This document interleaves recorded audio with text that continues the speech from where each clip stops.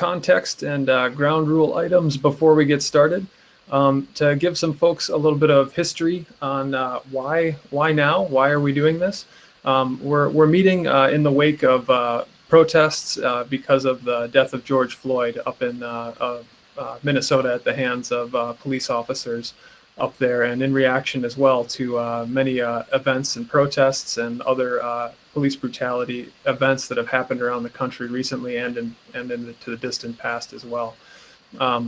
What's really stopped us before from doing this? This is a very difficult conversation to have, but it is long overdue.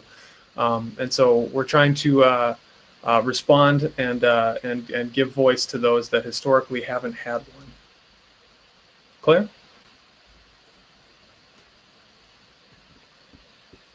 Yeah, I'll also add that in the wake of the death of George Floyd and sort of the national uprising that we're seeing now, there were a lot of demands kind of heard around the country for what role does education play in this moment.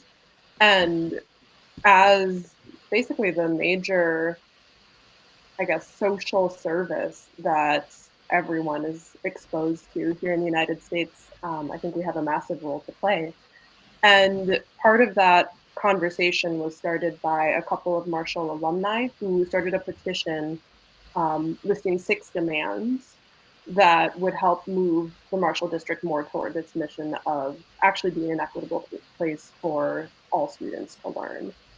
We won't go into all 6 of the demands at this moment, but what this conversation tonight might evolve into, especially if we don't have quite as many speakers as last session, will be an open conversation on some of those demands and how folks are feeling about them in this moment. Do they feel exciting? Do they feel uncomfortable? Do they feel familiar?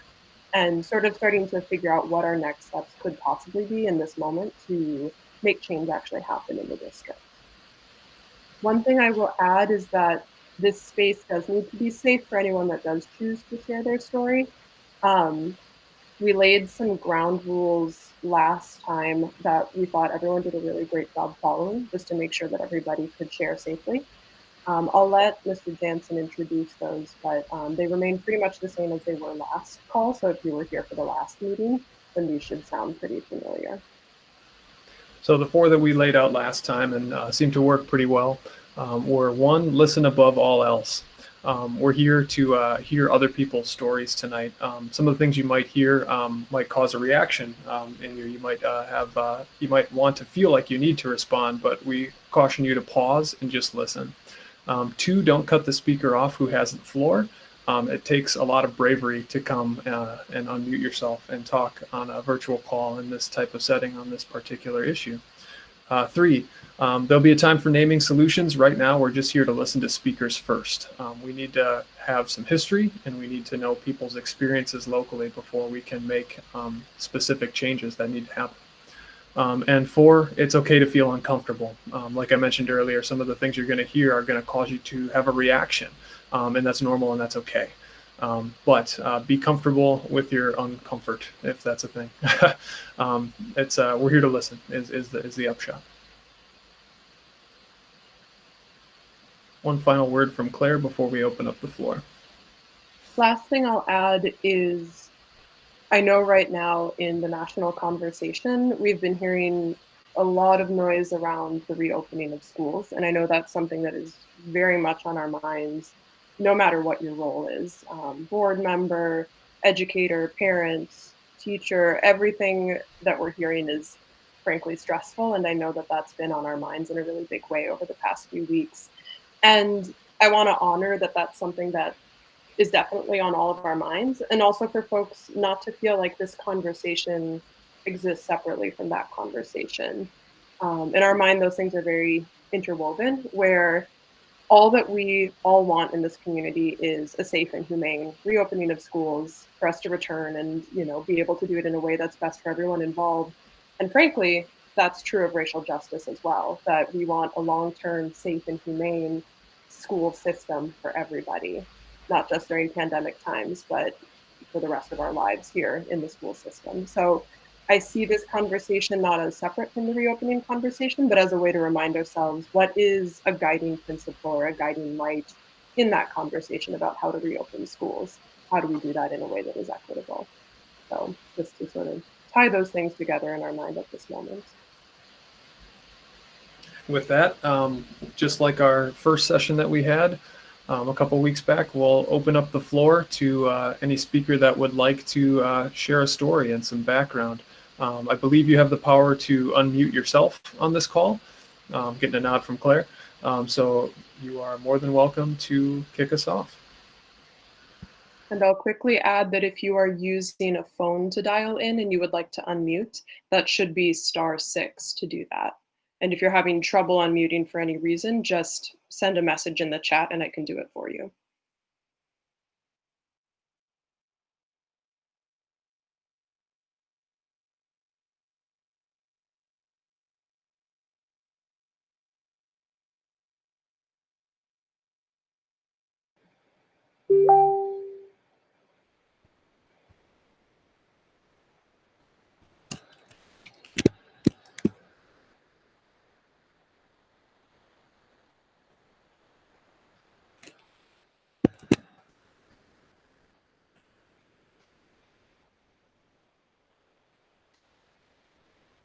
So I think we have Emilio here. He wants to chat. He's a little shy though. Go ahead, Emilio. Okay, so my name is Emilio, and I would like to share one of my stories with you guys today. Just give me one moment.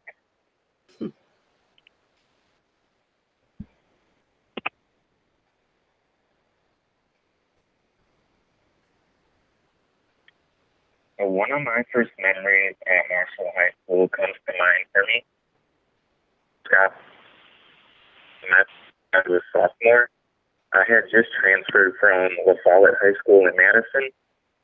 When I got to Marshall High School, I was met by the principal at the door. Our first encounter was not the best.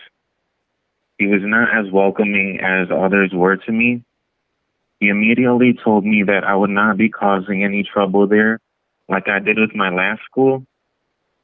He must not have known much about me because I had not been causing any trouble in my last school. I think he assumed that I was in trouble before because it was the beginning of the second semester and I'm a Latino. I transferred schools because I had been homeless for most of my life up until that point.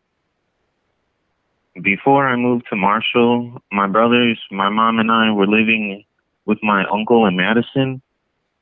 He got a new job and went back down to Texas, where my family's from.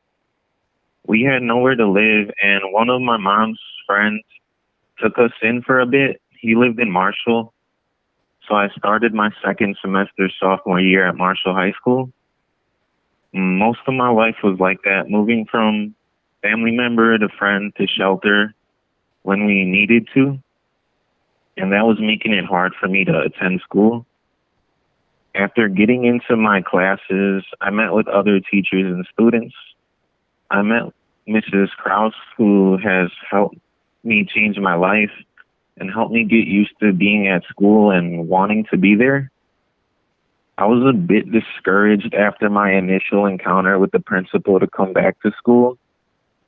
It made me not want to be there, but Miss Krause helped me. She motivated me to come to school and helped me see the benefits it would bring to my life and my family's lives. Being in her classroom, I was able to talk and meet with other Latino students, which made me feel more welcome. And I believe it helped me be in a classroom setting, which I was not too used to. I think that helped a lot when I went to my other classes with other teachers and students. I was able to be more comfortable engaging and learning with them. I left Marshall shortly after turning 16 when I got my first job bagging groceries, and I was able to help pay rent for an apartment with my mom and my brothers. We moved to Sun Prairie where we got our own apartment. It was a great achievement. It felt good for us to have a place that was our own and not having to rely on somebody else letting us stay there. I found out about a great opportunity to go to the Challenge Academy and get my GED and possibly a high school diploma. I found this out through Mrs. Krause, and I thought this program would fit me well. I was a bit behind due to my previous years of consistently moving around, and it would have been hard for me to graduate on time taking regular classes at high school. I went there and I did very well. I became a leader for others, and I was awarded a scholarship to go on to college by the Challenge Academy and Sun Prairie High School. I went to Edgewood College for the next 2 years, which was a great experience. I was treated equally and welcomed immediately when I was there. After that, I went to Madison College, and now I'm working at a credit union. I'm a personal banker that helps people get loans and open new accounts. And that's the end of my story. Well, it's the end of Emilio's part of the story, but I want to add a little bit to it. Emilio is very humble and doesn't really recognize the magnitude of his story, and he's also very accepting of the world around him and doesn't necessarily notice, or at least does not comment when he's being treated unfairly. So I want to share a couple of other things that I witnessed as he and I negotiated his academics. So as he stated, he arrived at Marshall the second semester of his sophomore year. He had 1.5 credits and a GPA of 0.88. He's told me that I'm allowed to share this information. And he was met at the door with a very aggressive warning that he should not cause any troubles, as he did at La Follette. And as he says, he didn't attend school. He wasn't there often enough to cause trouble. In his first semester at Marshall, he earned 4 credits and a 3.75. He's extremely intelligent. He did equally well his junior year and played on the baseball team, which was his real goal. He had to give all of that up when he was able to help support his family. So his job and the apartment that they found was in Sun Prairie, so they had to leave us. It was clear that Emilio was a kid who should go to college. Life just hadn't set him up for it. So I arranged for him to take an ACT prep class between his sophomore and junior years. So I had committed to driving him to Edgewood College every day so he could attend his class. But then I unexpectedly had to go out of town. So I went to his first class with him. When I picked him up, he was dressed in his Emilio best. He had a long, I think it was a Chicago Cubs jersey, Dickies, white socks that went up to his knees, the most pristine white tennies you could possibly imagine, and a hairnet. We were going to Edgewood College. As we walked to his first class, I tried to see the campus through Emilio's eyes. As you can imagine, there was no one else there dressed like him. So I said, Emilio, I want you to believe you belong here just as much as anyone else does. And he just kind of whispered, thank you, Mrs. Krause. So I was there hoping to find somebody who could give him a ride to the subsequent classes. I was relieved to see my best friend's daughter was also in the class. So I went up to Shelby and her friend and introduced Emilio to them. I said, Shelby, this is Emilio. He's one of my favorite people in the whole world. I asked if he could ride with them. I even offered to pay their gas from Deerfield to Sun Prairie to Edgewood and back. But Shelby sweetly and understandably reminded me that she was on GDL, so she couldn't have more than one friend in the car at a time. That made sense. But I later learned that the other girl's mom later told Shelby's mom that if Emilio ever rode with them, her daughter would have to ride separately. Coincidentally, this mother, the one who was afraid to have her daughter ride in the same car as this kind, ambitious man, had once been a principal in Marshall schools. She wasn't at that time anymore. He did fairly well on the ACT.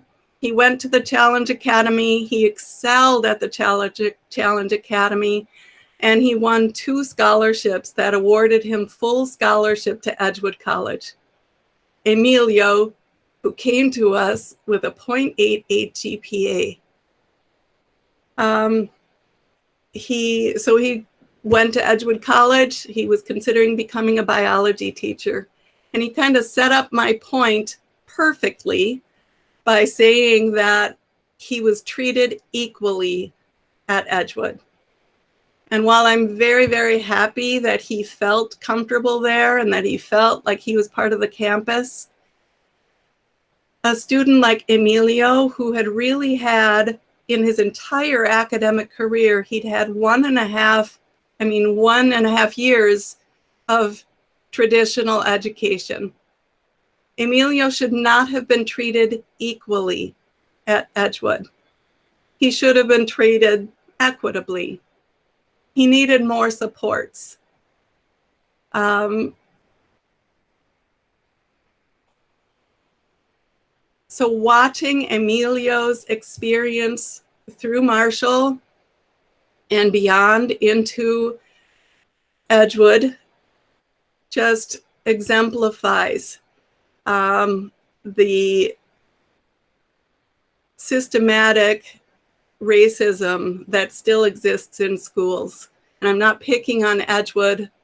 Edgewood is a fine institution, but we all have to recognize that people bring different things to the classroom and they need different supports. That's my story. That's my Emilio story. Thank you both for sharing that and kicking us off tonight. Would anyone else like to unmute themselves and continue our stories?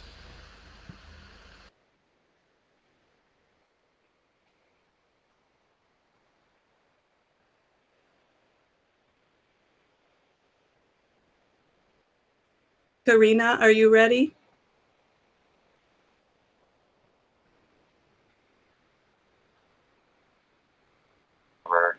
You're back. We're going to finish up the orientation. 1 second.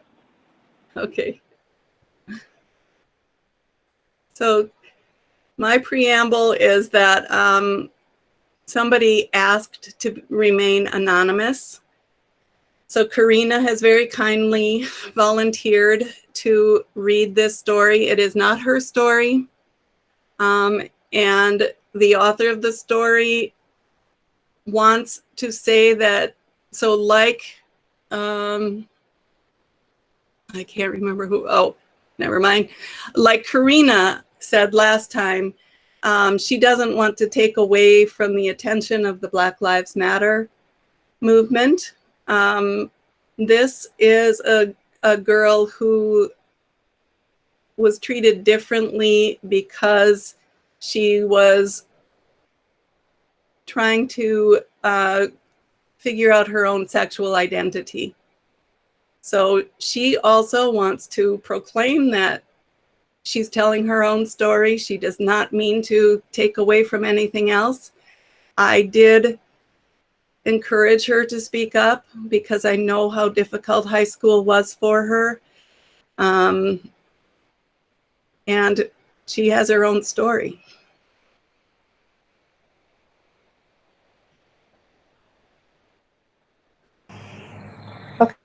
Okay, I'm ready. Okay.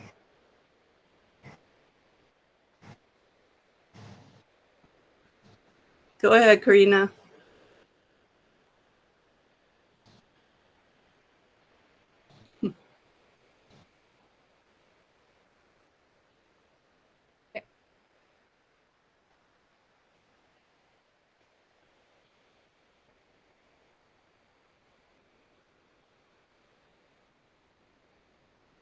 You want to try reconnecting, Karina?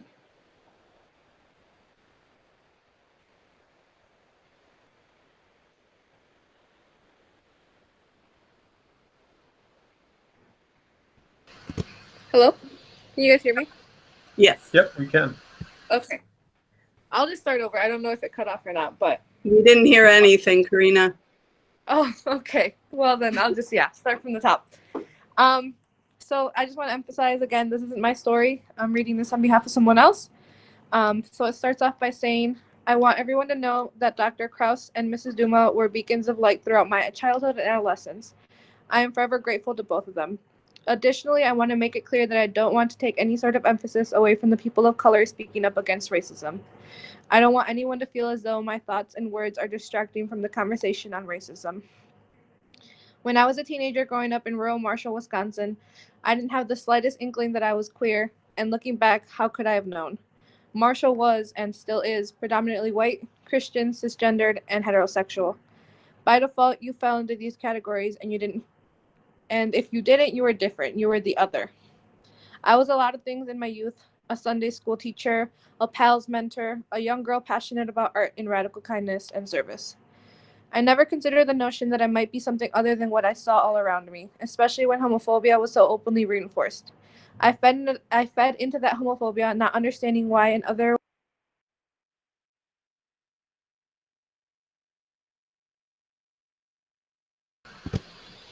I think she may have disconnected again. The joys of doing this overall virtual.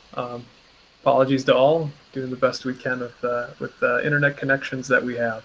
While we wait for Karina to get reconnected, is there anyone else that would like to unmute themselves and continue our stories? Yeah, I'll jump in real quick. This is Troy Dean, paraprofessional, Marshall High School. So I want to protect the people who told me this stuff. So I'm not going to say any names, and I'm not going to report them because everything is hearsay right now. So I was approached yesterday when I was in Marshall about some kids who posted a video on social media. And in the background, you can hear a bunch of the kids, and all the kids in the video are white, were dropping the N bomb, left and right, I guess. And supposedly, these are kids who I have or had relationships with in Marshall High School. Um, so I just, want to get that out there that there is still this going on right now. And I was asked, how did I feel about this whole thing? Because, I pride myself on having a relationship with all kids across the board, male, female, black, white, Hispanic, Asian, whatever, all the kids in Marshall from the ELC to the high school are I claim them as my kids too. So, yeah, I was asked, how did I feel about the whole situation? And I was a little bit shocked because some of the names that were said to me, I do have a relationship with these kids. I've sat and worked with these kids, on personal stuff when things weren't going right in their life. So my thing is, where do we go as a community? Where is and I'm not trying to get any rules set in stone or anything like that. I'm just throwing spaghetti against the wall because when I heard this, I was a little bit thrown off. Um, you know, the kids were asking me, where does it, where does it stop? Where these students represent Marshall, where does the punishment come in? And I had to let them know stuff off of school grounds, personally, I cannot control. I can say, hey, you know what? If I bump these kids out in next month in Marshall, I'll ask them what happened, or maybe I won't. I don't know. I don't want no one to feel uncomfortable. But one of their questions was like, when do they start being held responsible? When do the parents start being held responsible? Because maybe I'm wrong, but I'm also a believer of, some of these kids were taught these bad habits by parents, grandparents, great grandparents, uncles, cousins, whatever, where do we start to hold the people responsible? Where do we start saying, hey, you know what? Maybe we should have a talk with their parents, about, their choice of words. And there's been other stories I've been told about. I've been, told that, at a sporting event, either last year or the year after or before that, at a football game, a parent said, give the football to the black kid. The black kids run faster and stuff like that. So these type of things are being said in the community. Luckily, when I'm around, I none of this stuff is said towards me. Yes, I had an altercation last year where a guy yelled the N-word out the car to me and stuff like that. But overall, and I will always say this, as far as the Marshall community, what I've dealt with and the school district, they've been nothing but 100% supportive. All my colleagues I see on here have been, supportive, get along with all of them. If I ever have any questions, they're always willing to help me with stuff. So I take pride of being a Marshall District employee. I take great pride in that. And I've been asked before, how do you feel about being one of the few black people who work there? I said it doesn't bother me. I knew what I was getting into when I sat down in front of Mr. Peters and some other people and went for the job. I knew what I was getting into, and I know what I'm getting myself into, and I take that on, head on. I can't solve all problems. I can solve some, like I said in the last meeting, I take pride in being that safe space for all students. Some kids just don't feel comfortable talking to this person. They feel comfortable talking to me. And I do tell them if there's something that is detrimental to their health or anything like that, I will talk to the proper people above me, but sometimes they just need that buffer to say, hey, Mr. Dean, here's what's going on in my life, versus them going to principal, counselor, teacher, whatever. I know I'm saying a whole lot, but I just want you guys to be aware that some of the racial stuff is still going on. And I was shocked to know that, some of the names that were being said were kids who have talked to me, who have come to me on their worst days, invited me to graduation parties and stuff like that, are saying these things. So just be aware that, I love that we are having this listening session, but I think soon there's going to be some kind of solutions or game planning so we can put this stuff into action so we can be prepared for all this. So that's pretty much all I have to say about that. Thanks, Troy. Karina, I think I see you back on the call. I'm trying to look back on our notes document that we're trying to keep, but maybe you start about a third of the way through just to be safe. I'm just going to start over. I'm going to give her story justice instead of Yes. Okay. I don't know why I'm having technical difficulties, but we'll try again. And if you kick out again, I will finish the story, but I would really rather it be from your voice than this old lady. Okay, it should work now. I'm on my computer in the office, so hopefully nothing kicks out. Okay, so here we go. I just want to, again, emphasize this is my story. It starts off with, I want everyone to know that Dr. Krause and Dr. Duma were beacons of light throughout my childhood and adolescence. I am forever grateful to both of them. Additionally, I want to make it clear that I don't want to take any sort of emphasis away from the people of color speaking up against racism. I don't want anyone to feel as though my thoughts and words are distracting from the conversation on racism. When I was a teenager growing up in rural Marshall, Wisconsin, I didn't have the slightest inkling that I was queer, and looking back, how could I have known? Marshall was and still is predominantly white, Christian, cisgendered, and heterosexual. By default, you fell in these categories, and if you didn't, you were different. You were the other. I was a lot of things in my youth: a Sunday school teacher, a PALS mentor, a young girl passionate about art and radical kindness and service. I never considered the notion that I might be something other than that, what I saw all around me, especially when homophobia was so openly reinforced. I fed into that homophobia, not understanding why an otherwise harmless kiss or flirtation from a boy in my grade would make me physically repulsed, not understanding why I wasn't experiencing the crushes and infatuations my friends would talk about. I couldn't be anything other than heterosexual because I had been very firmly taught by my community that anything other than heterosexual was wrong.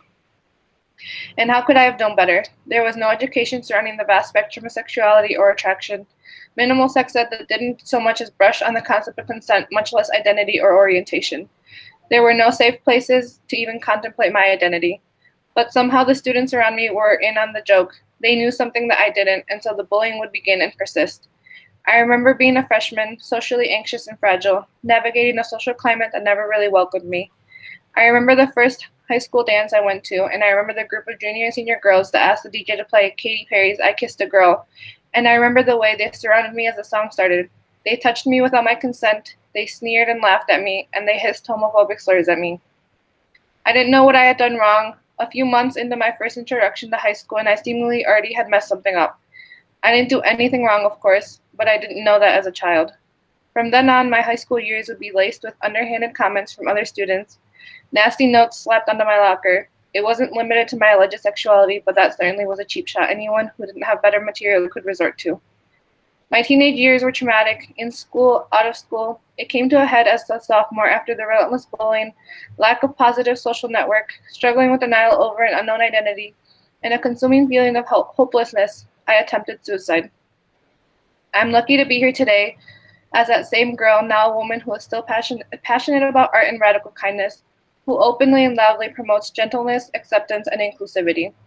I've accomplished great things in my short period on this planet. I've served years as a first responder in Hurricane Sandy and Hurricane Isaac. I have been the recipient of the Presidential and Congressional Service Medals. I have spoken at the Global Hope Youth Conference in Washington, D.C., and most recently, I have married my best friend. Every now and again, I will look at my wife and the wonderful life we built together, and I remember how it almost wasn't so, and that there was a time in my life where things could have ended prematurely. It could have ended at a time I felt entirely alone, without support or acceptance. No child deserves that. I urge you to push for more inclusive education, sex education that emphasizes on consent and diversity. Young people at the most fragile, confusing parts of their lives, when their identities are just starting to develop, need to know there is so much more outside of heterosexual. And they need to know they are wholly beautiful and wonderful just the way they are. Thank you, Karina, for sharing that on behalf of another former student. Would anyone else like to unmute themselves and add to our collection of stories tonight?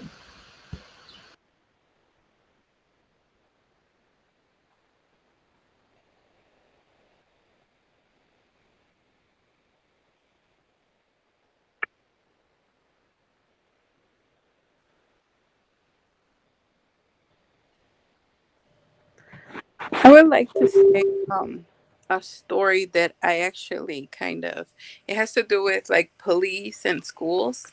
And I know I mentioned one the first time we met about the cops in the office with my son. But I also remember the story of one of the cops that has a son in my daughter's grade. Um, and this was like, I met the cop I went to volunteer when she was in like pre-K or kindergarten. And I was out at the park with my husband and my kids, and this cop was not working. He was there with his son, and he comes up to my daughter and says, "Oh, I don't know you. You must not get in trouble," to a 5-year-old. Like, I was super pissed, and I was like, "Well, we don't know you, so get away from my daughter." But I knew he was a cop, and I knew that, like, just the way he said it, like, how do you say that to a child? "Oh, I know you have not gotten in trouble," at 5 years old. Like, what does a cop have to do with a 5-year-old at that point? And everybody praised this cop, and It's like, who are you? Like, I was so upset, and I didn't know what to say. I just told him, well, I don't know you, so get away from my daughter. But like, just looking back at it, why was the point of him coming up to a park and saying that to a child? Like, is that where like you just see a brown child and you automatically think that they're gonna be a troublemakers? And it sounds like, a lot of people in this town do, just like even from hearing from Emilio's story, that right away you see us and you think we're troublemakers, when in reality we're hard workers. We're there to learn, we're there to do the same things you guys are doing, not just um here to cause trouble. So that is one thing that I still, whether it's outside of school or in school, we should be respected just as well as the next door neighbor, or your softball teammates, or whatever you are. I mean, again, this is a close community, but we need to be inclusive of everyone and not just the white children. That's it. Thank you, Fania, for adding your story and experience again tonight. Thank you for speaking in the first session as well, to those that have spoken up again here in session 2. Is there anyone else that would like to unmute themselves and add another story tonight?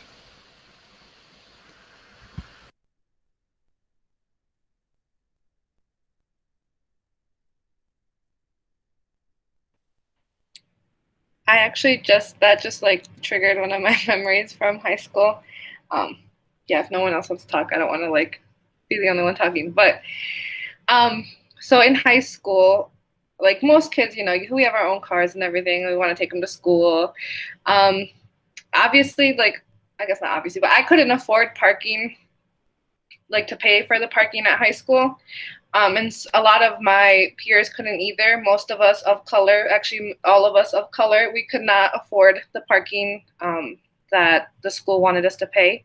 So we ended up getting permission from the pastor from the Lutheran church across the street. We had his permission to park there. Like, he had already said it was okay and everything. So that's what we did. We parked over there. And I remember a bunch of us getting called into the principal's office and him telling us that we could not park there. We didn't have permission to park there. If we kept parking there and didn't pay for the school parking, that the police was going to get involved. Like, we had already gotten permission from the pastor. We couldn't afford the parking at the school, and they were threatening us with the police. All of us of color. I just didn't think that was fair at all. Like, I don't know why that was any of their business to begin with, because we had gotten permission to park on private property by the owner. So yeah, I just wanted to throw that in there. Thank you for that. And yeah, don't be afraid to continue to share too, even if you've already spoken. Absolutely. Thank you again. Would anyone else like to unmute tonight?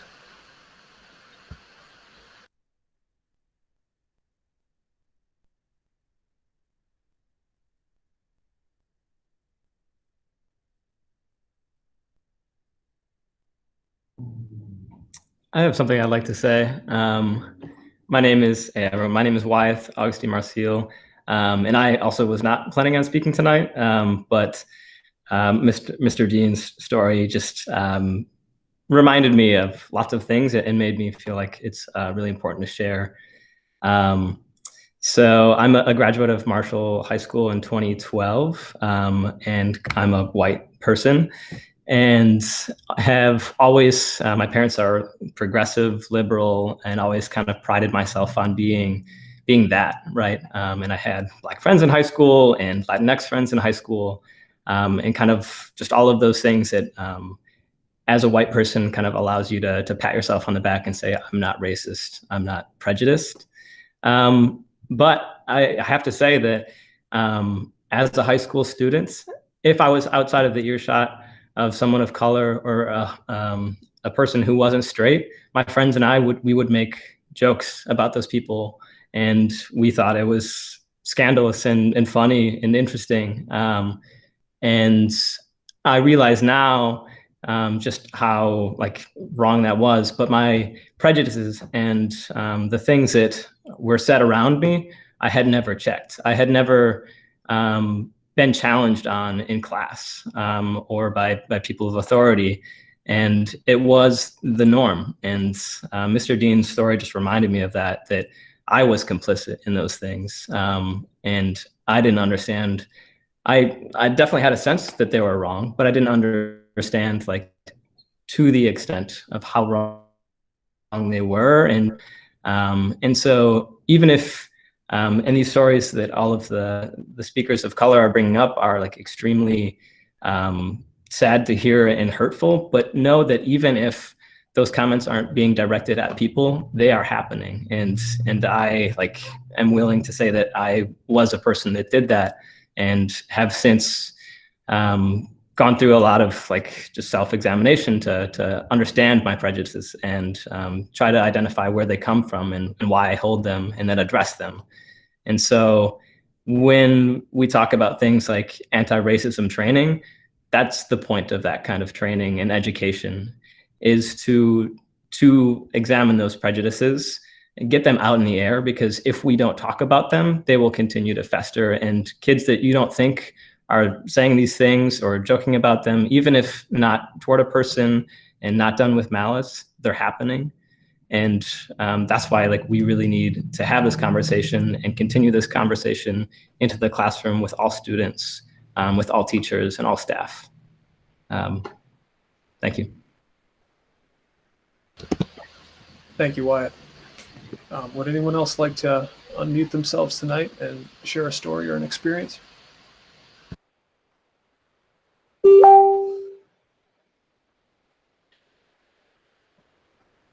There's someone who was collecting his thoughts, but isn't quite ready to tonight. Maybe next time. Yeah, and thank you for bringing that up. This is session number 2, and we continue to plan further events in the near future as well. So don't feel like this is it. There'll be more opportunities as well to continue the conversation. If you're not feeling ready to speak tonight, that's okay. I guess I'll jump back on real quick. And this is not a story, but this is just planting a seed for people to think about. I've been in Wisconsin my whole life. I was very familiar with Marshall when I moved there. I was very familiar with the district when I started working there. What happens, and I'm not just saying Marshall in general, but here's what happens, with a Hispanic American. When they come to a school and they're new, there are some people who perceive them what they see on TV. They think of, and it was, they think of thugs. They think of people who carry knives and stuff like that. And the reason why I say this is because I hear this, and me having friends who are Hispanic, or if an Asian kid comes to the school, the first thing some people would think, and I'm not saying all people, but some people would think is, oh, they're going to be the smartest person in the school, So there's these perceived notions that happen with different races, and it even happens with white people, If a white person comes from somewhere and comes to a school that is mostly minorities, they're going to think either the white kid has money or the white kid's trouble. So I think what, we've all have done a good job doing is learning not to judge as soon as that person walks in the door. Because I can only imagine when I walked in the doors of the high school, what the kids were thinking of this guy who's walking around with his hat on backwards, and kind of dressing like them, who knows what the kids were thinking, but no one judged me. Instead, the kids and the staff got to know me, and they just found out, oh, that's the way Mr. Dean dresses, But to the outside, because it's happened to me before, not in Marshall, but downtown Madison, I walked into a coffee shop and I had a hoodie on and I had a pair of sweatpants and running shoes. It was like 5 o'clock in the morning. I was just getting done with my job. And I walked in and dealt with these people before. I was like, can I go to the bathroom? They said, you have to purchase something first. Okay, so I purchased something. And then when I purchased it, they're like, well, you can't go to the bathroom until you get your purchase. Okay, so now I'm getting a little upset. And I said, you know what? Keep the money, keep the hot chocolate. I'm going to leave. I walked into that place a little later, a couple weeks later, dressed very nicely. One of the few times I actually like wear a tie and stuff like that. Walked in, I asked, can I use the bathroom? Gave me the key, let me walk right into the bathroom. So some people will perceive certain things, and it's a seed that it's planted when some people are very young. And it's just the way that life is. It's up to us as educators, it's up to us as parents to break that mold, and teach our children, and even teach our, even our parents, hey, things have changed. There's no more, separating blacks here, whites here, Hispanics here. There's no more doing that. It's one big melting pot. And pretty soon, for the people, I'm not saying the people on here, but for the people who are racist, pretty soon they're going to be the minority, because mixed cultures are going to be the majority pretty soon.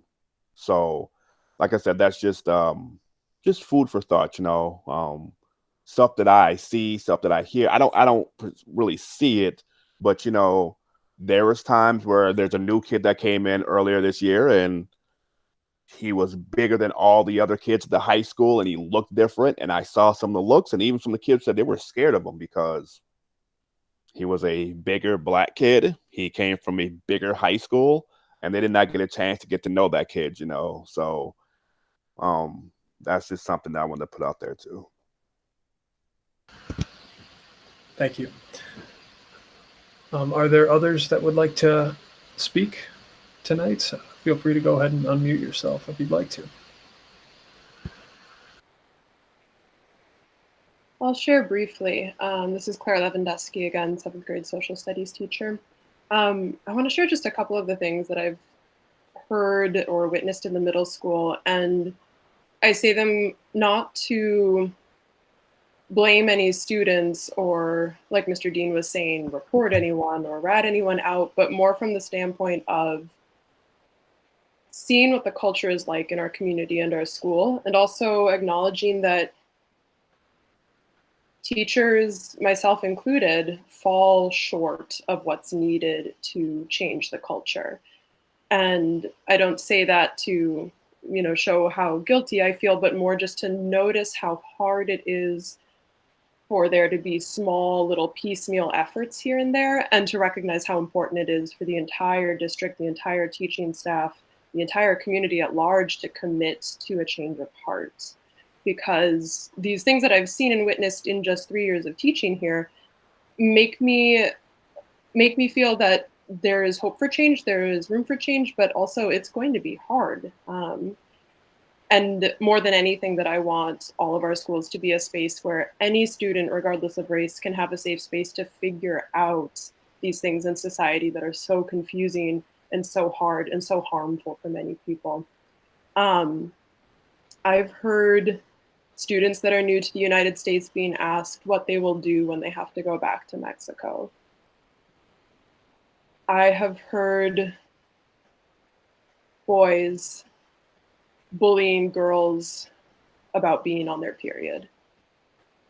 I have heard students say that they don't want to come to school because of how someone is teasing them or treating them because of their family or the way that their skin looks.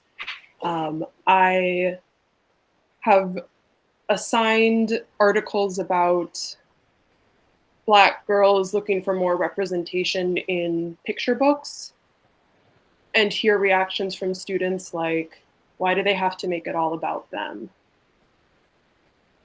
And my students are brilliant, all of them, and compassionate.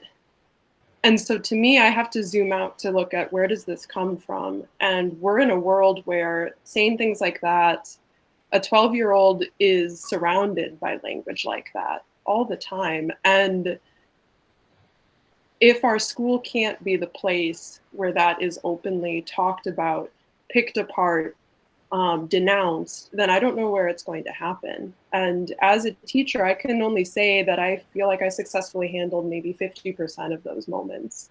And they happen all the time. And I see Mrs. Krause nodding, and I know that feeling of just feeling like you've fallen short. And it's not an excuse, but more just a diagnosis that it is very easy in a culture that feels somewhat toxic or maybe a little bit silencing or stifling to do the right thing. And I think it's because it takes so much more of an effort than just a few people. I feel really grateful to the speakers that shared last time. I feel very grateful for folks that have spoken out a second time tonight, but we can't look to just the most affected to do the work here. And I'm really hopeful that anyone that's listening to this and sort of taking it in is thinking more about their particular role in this entire thing, in this ecosystem of school and society. I don't mean to take up space, but I do feel like knowing what is actually being said and happening in our schools is important. And I love working at Marshall. I have been really grateful to be here, and I see so much opportunity for change and growth. And I'm really grateful to folks that are stepping into this space and learning more about what we need to do ahead of us. Thank you for that, Claire. Would anybody else like to unmute tonight and share a story?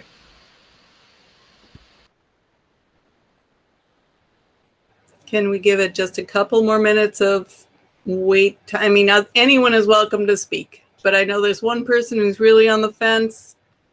I'm still negotiating whether it should be this time or next time. So if we can wait a couple minutes, no pressure for anyone to speak. Anyone's welcome to speak, whatever. Of course. While they decide, I'm gonna just put in another experience because I just remember, I keep getting like these memories coming to me as we keep talking. But so this wasn't like my experience. This was an experience my little brother, who is now 9. This happened when he was in the ELC, which was really shocking to me because I mean, I can't remember my experiences in the ELC, but I'm sure it happens. And it didn't happen to him directly, but he suffered from it as well. So he has a friend there. His friend is also Latino, who would constantly get bullied on the playground by a little girl who was white, and would constantly get told, oh, like, go back to your country, like, when, I mean, the kid was born here. So just things like that because he was Latino. And my parents, my mom, because she didn't know how to explain it to my little brother, left it to me to explain to him why people were telling his friend this, why our skin color made us more likely to experience things like this. And trying to explain that to he was like 7 at the time, is really rough because they don't get it. They don't see themselves as being different. They don't understand why someone doesn't like them because of something they can't change. So yeah, trying to explain to him why his friend was getting bullied and why that wasn't okay, and also knowing how nothing was being done about it. Like people who, the mom, even though she had a language barrier, she fought for something to be done, as little as she could with her limited English.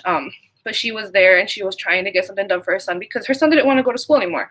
I mean, what kid is going to want to go to school when they're getting constantly bullied like that? And she was always received with, oh, well, they're kids. They're still little. Like, yes, they're little, but those little kids with those ideals are going to grow up into adults with those problematic ideals if nothing is done, if they're not corrected. So yeah, that came to mind. And I feel like it doesn't matter how little they are. Like, even, I mean, I'm not saying, oh, expel the girl, but at least correct the behavior and show people that it's not okay to treat others that way, no matter how little they are. Yeah. It's a teachable moment. Mm-hmm. I wanted to add, sorry, Mike. I was thinking, Karina, of something you said last week about your name. And that reminded me of when I first was hired by Marshall. I was hired like toward the end of September, and a new girl had come in at the beginning of the school year from Russia, and her name was Katya. And the guidance counselor had told her, "Oh, no, that's too difficult. You're Katie." And it broke my heart. But by the time I got there a month in, Katya believed that she had to be Katie to fit in. So I didn't think of that story until you shared yours, Karina. Thank you again, Karina, for sharing that. Oftentimes we hear in conversations like this stories of students who are older, middle school, high school, secondary. But those of you that are sharing stories of this happening down at the ELC elementary age too, that this is truly a K-12, pre-K-12 issue. So thank you for sharing stories that span multiple ages, because this is community-based and it starts very, very young. So thank you. Others would like to share tonight? Feel free to go ahead and unmute yourself.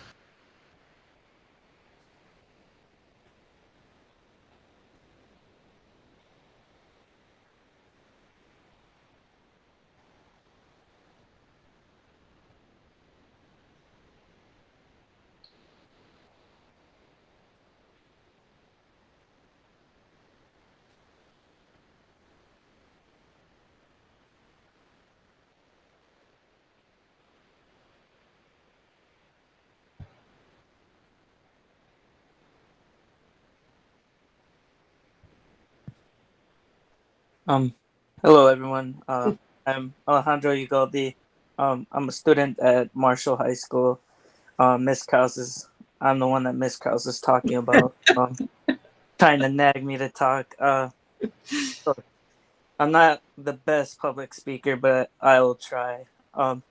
Adding on to Mr. Dean, Mr. Augustine, and Miss Claire's remarks, I feel like as if not this isn't gonna do like that much. We have to like look at the base problem, which is family. Because I mean, yes, we can teach the kids at school, but mainly the root problem is family at the end of the day, and oneself. Because my parents could be liberal or um, conservatives, and I mean, I could teach myself to think otherwise. Like I feel like it depends on the person and the person's mind. Cuz like we have to get to the root of the problem and teach the parents that yes, this is not right, and to like act upon it. And I've personally dealt with like a lot of the situations that are being explained, which I feel is like nothing compared to like kids like my little brother has experienced as well. Like they're little, like they shouldn't have to worry about things like that. And yeah, I just feel like no matter how much you teach them at school, they're just going to go back to the family, which teach them otherwise, and they're going to believe that. So I think we should teach the root cause, which is families and parents.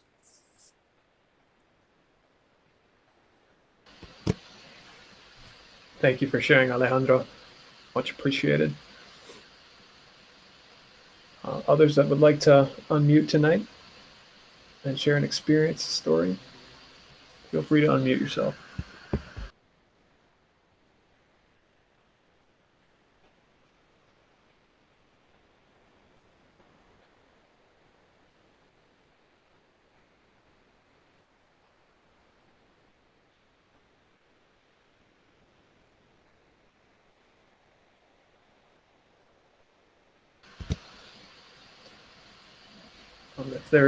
If there's no one else that would like to speak tonight, feel free to just cut me off if you want to jump in, by all means.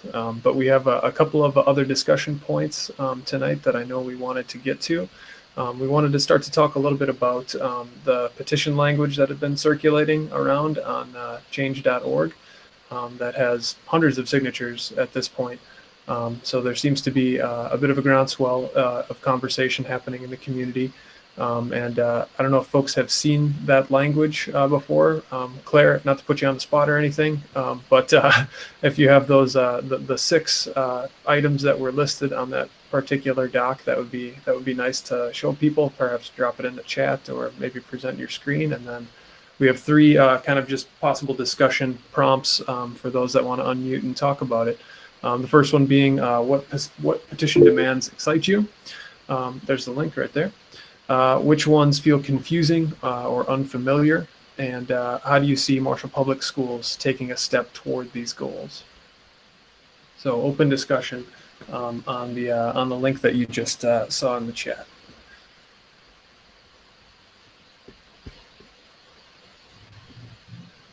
And for those of you that are on the call and can't see the chat, it's change.org, and you can search Marshall Public Schools, and I'm sure that it would show up pretty early on the search results.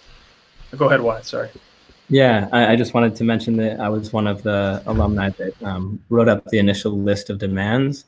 But as we talk about it, it should absolutely be up for conversation, for debate. It's like absolutely by no means a rigid document. And based on the like 2 listening sessions, I think there's already things that we could reflect in that document, such as like how do we give support to teachers like Ms. Kraus and Mr. Dean, who are doing the work already, but how maybe we can formalize it, expand it. And so just to say that I'd love to have a conversation with everyone about like what's on there now, but it's a living thing that should change.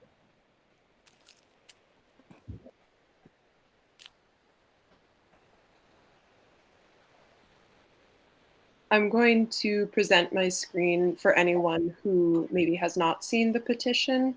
So if you're joining by computer, you should be able to see this. If you're just dialing in by phone, you won't be able to. But like Mr. Jansen said, you can go to change.org and then search for Marshall Public Schools. I'll share my screen now with the petition, and I'll also go through just the 6 main demands for folks that are joining by phone and might not be able to see it. And then we'll open it up for folks to comment on these with, again, a reminder that more of these conversations will come, and it's okay for our thoughts to be very sort of new and unformed in this moment because we are embarking into some unknown territory.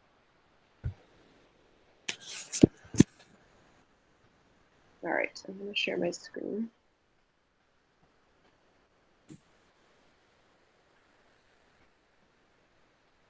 All right, I hope everyone can see this. The first demand is for representation across all levels of Marshall Public Schools staff. And that means having the staff and school board have diversity that is equal or exceeding that we see in the student body. The second demand is for mandatory anti-racism training and education. This was mentioned once in the conversation already, but having all teachers and administration trained in how to respond to these situations and how to do self-work to understand their own biases. Number 3, more mental health resources for Black students and students of color, more social workers and counselors, therapists, especially those that identify as Black or of color, so that students can seek help from someone who shares their identity. Demand number 4, diversification of education, meaning the curriculum. So diversifying our curriculum, more representation, not just Black History Month, but getting into the origins and effects of systemic racism, training staff in how to implement more of this into their teaching, LGBTQ plus voices as well as people of color. Demand number 5, removing resource officers and/or police from schools and sporting events. This is an ongoing national conversation as well. And demand number 6, following through on the commitment that Marshall Public Schools has already made, referring to a statement that was issued in the wake of George Floyd's death about the Marshall community does not stand for racial intolerance, and we must continue to work together to provide a safe, inclusive environment for all. These are the 6 demands as they stand right now. And like Wise said, these are things that can evolve and change as the community learns more about them and sort of makes it their own document. So I'll pause here and open it up to anyone that wants to comment on these. Some of the questions we had for reflection were just, which ones excite you? Which ones feel unfamiliar or uncomfortable? And how do you see Marshall Public Schools taking a step toward meeting these demands?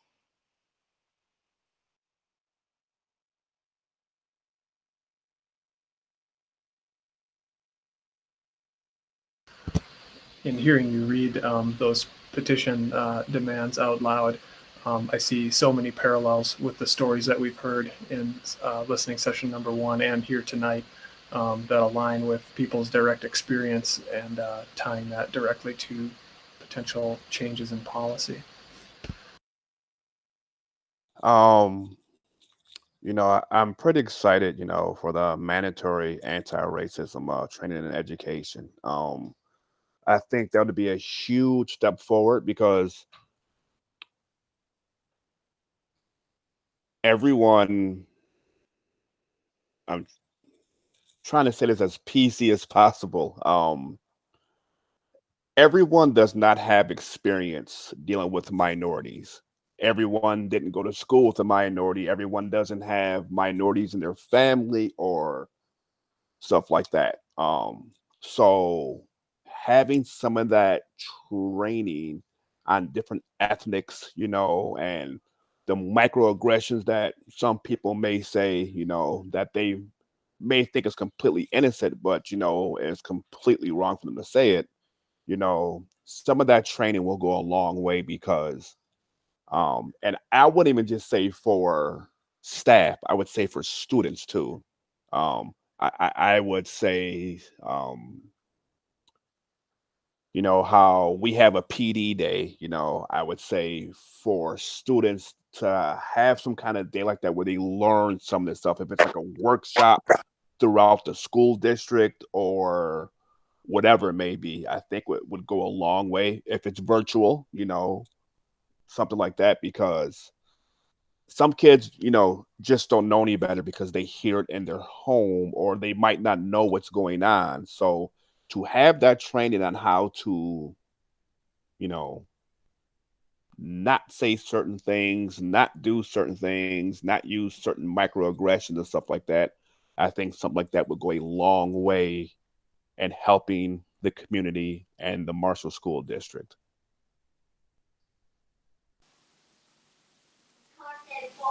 I'd like to build on what Troy said. I too thought that the mandatory anti-racism. Well, I should take a moment. My name is Terry Bradshaw. I'm a parent and involved with the community in a couple different ways. Troy, good to see you again, and others. You know, I want to see all of these move forward, but two felt like something I could be even more immediately a part of, the mandatory anti-racism training and education. I would like to see not that the school district has to bear all of this on their own, but open this up even broader than just the school, open it up to the entire community. And, you know, I would love to attend as a community member. And again, you know, I'd pay my own way or do something kind of as a complimentary program. I love that idea of like the professional development day for our teachers and administrators. Well, you know, what about our students? What about our community doing the same type of thing, having kind of that dedicated, you know, immersive day? You know, I think that would be a great idea. And I'd love to be not only a part of that, but help and make that happen. That's going to pay dividends all over the place.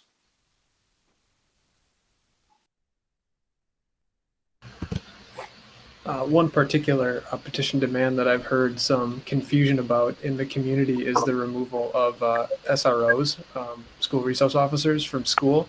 And I think a little bit of history might alleviate some of that confusion. I mean, once upon a time in public education, there wasn't police officers in schools. To give a little bit of recent history, the unfortunate events of Columbine, high school shootings and violence like that came at the same time when the United States was essentially coming down from a failed war on drugs, and police officers were militarized and geared up for that kind of local, literal fight in some cases in some communities.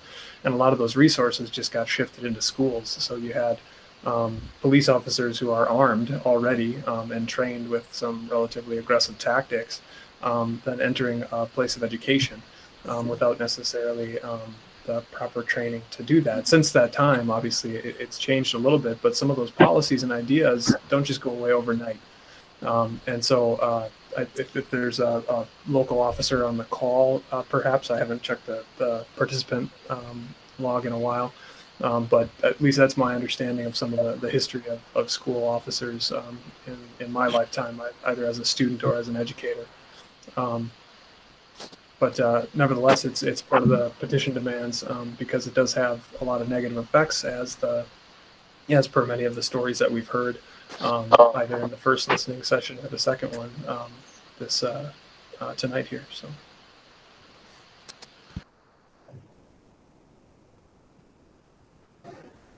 Hey, Mike, I'd like to chime in just on a couple of points if possible. So I'm Paul Waking, about a 20-year Marshall resident, which makes me new to Marshall, I guess, in terms of some folks, right? Sitting next to me is my son Josh, who's 2019 graduate of Marshall High as well, and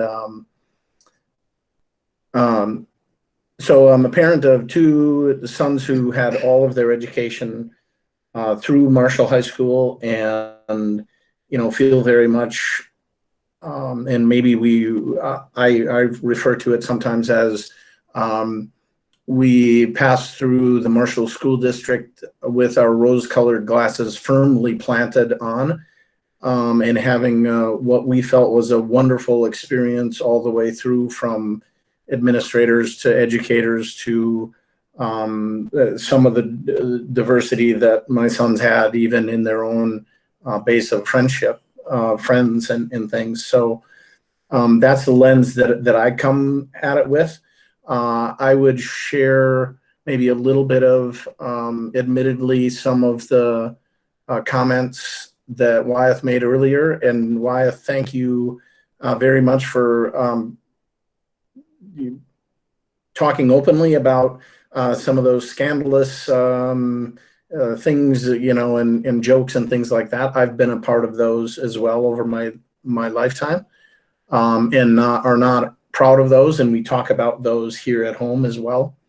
I am also a school board member and very engaged with the school district because I believe very strongly in number one, our kids, and doing the best that we possibly can for them. Number two, a close second, all of the educators and social workers and paras that are on this call or that are in the district as a whole, because I think you have probably the hardest job that I'm aware of that is out there.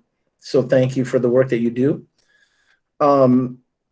Couple of things, three things that I guess I'm really excited about, and not to take away from the other numbers on the list. I'll pile on for sure on number two, mandatory anti-racism training and education across the student body for professional development among staff, I think is critically important. I think the district is making some efforts in those regards. Percy Brown, the session that we had, is an example of that, but there can be more done, right? Number four, I think, is another one, and I don't necessarily want to call that an easy one, but that is something that we could put on the ground relatively quickly, and that is diversification of education, what's being taught, what kids are being exposed to, how are they understanding other races, ethnicities, histories, and the whole conversation around racism and systemic racism. So I think that's I wouldn't necessarily say an easy one, but certainly low-hanging fruit. I also am piling on to what I'm now calling number 7.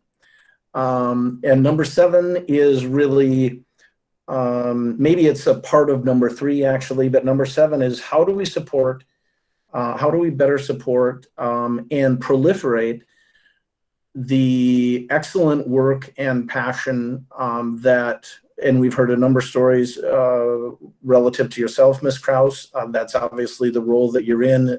Andrea, I know that you work obviously in this role as well, and a number of others on the call specifically to help students in those situations, but how we can proliferate that and have more of that going on. I love that, and maybe we call that number 7 or something like that.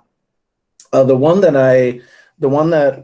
and Mike, you just shared some comments about the SRO and the police officer, and I think that's a really interesting one. So I'm glad that you gave the context around that you did, and I think in this whole conversation, I think it's really important to understand, or for all of us in the conversation, and that's way wider than just the folks that are on this call, that we take ownership and pride in the fact that this is our community, and we can work vigorously to shape it to be the type of community that we want it to be.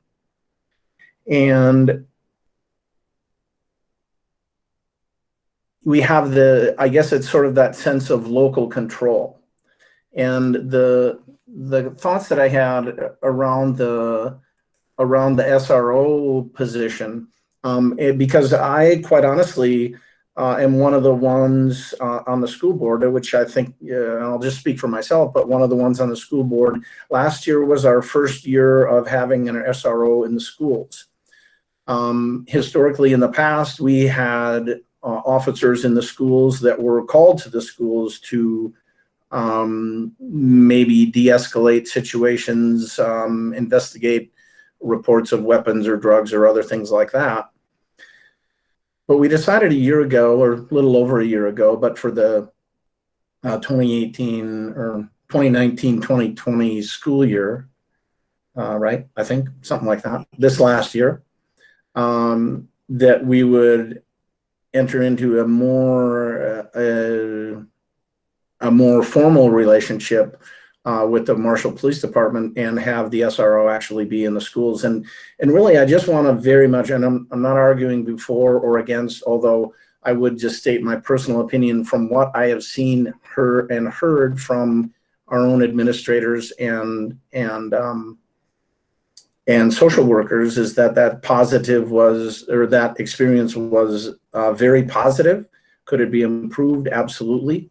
But I wanted to give just a little bit of context as a board member around what I feel were the 3 reasons that we went ahead with the SRO, and viewing it as a very, again, personally, but also backed up by what we've had reports from administrators and others on this call relative to it being a positive experience, were basically these 3 things.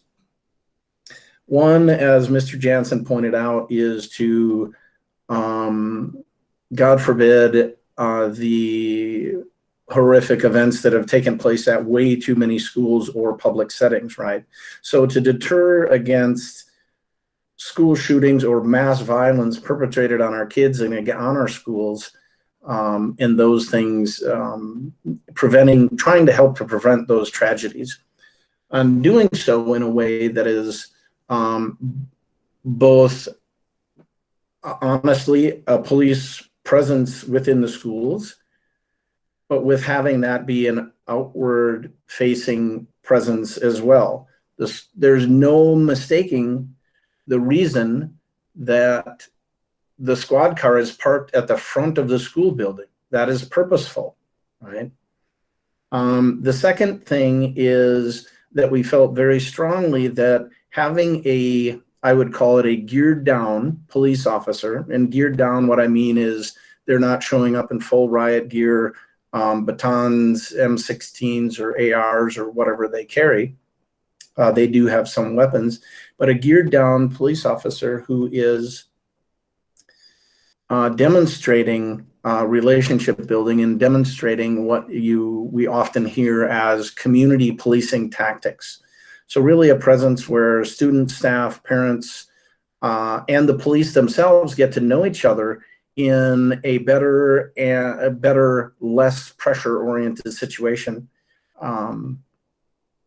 and working together to, for not only school safety, but to keep our schools safe, our communities safe, and to have people, whether they're white or people of color, experiencing interactions with police that are positive and that are not in the heat of the moment of a situation. The third thing was really to minimize or de-escalate behavioral disruptions that historically had led to kids being suspended from the schools, or the need for local law enforcement to come up there, have parents engaged, hauled out of work, all of those sorts of things.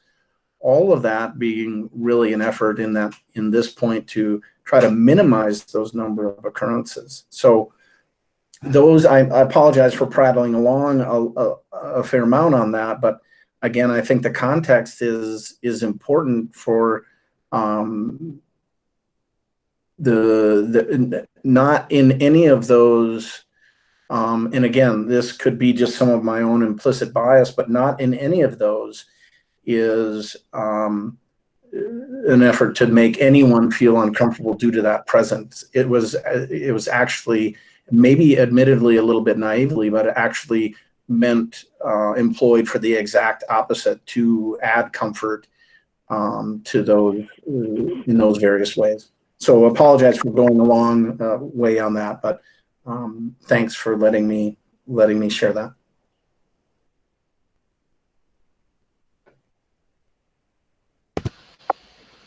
I would just Thanks like to, I'd like to make a comment in response to what Paula had said.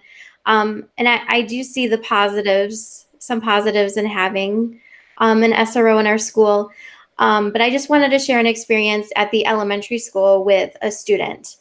So by the way, I'm Sherry Jenkel. I teach music at the ELC and the elementary school. So I had a 4th grade class and they're kind of being a little rowdy, and I caught Officer Nickel in the hallway. I'm like, hey, do you want to come in here and just kind of help me reel these kids in and just, make a little impact?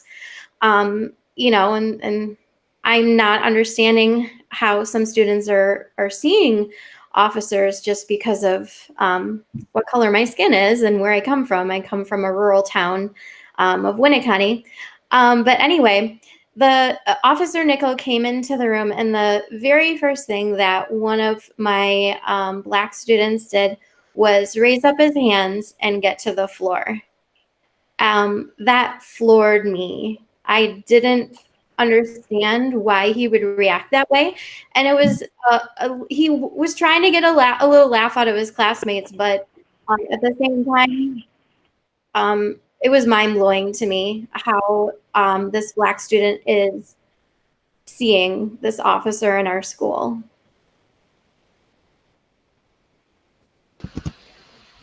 Thank you, Sherry. I think as we start to talk about potential policy shifts, we have to think about intention and results. None of us got into the game of education to have a negative effect on a student, on a family, but regardless, sometimes we do. And even the best intentioned policies have negative effects. And so I believe perhaps an administrator on the call can correct me if I'm wrong, but last I spoke with Dan Grady, the superintendent, I believe one of our next steps in this is going to be to look at data and seeing about what policies that we have, what effect they actually have, what outcomes do they have on students and on families, and really having a hard look and a hard conversation about some of the daily practices that we have as a school district, as teachers, as individual classrooms. What effect are we actually having on our students? And then if it's not working, get rid of it. If it is, keep doing it.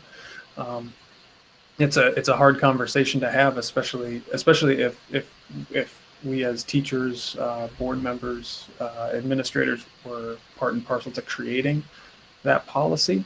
That can be really hard to step away from something that you created and wanted to have a good effect on someone, on the child's life education. But if it had a bad effect, that's something we have to come to terms with and get rid of.